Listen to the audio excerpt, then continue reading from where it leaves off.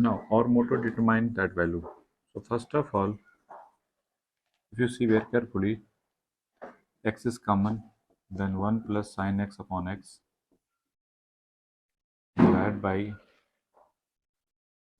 1 plus cos x upon x. Okay. Now that value 1 by x, I know that sin x is lie between -1 to +1, but 1 by x, that is lie between -1 to +1, that value, it means finite value, that is we get finite value. But 1 by x, if infinitive, okay, divide by here 1 plus, that is also finite value, here also finite value, divide by infinitive.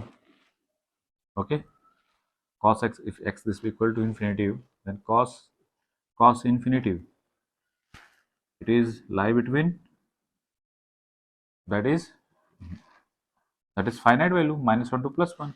This one is also finite value, but 1 by infinitive, it's your 1 by infinity, that is 0. So this value is 0. So 0 and that value is also 0. So final answer is 1. Okay, make it.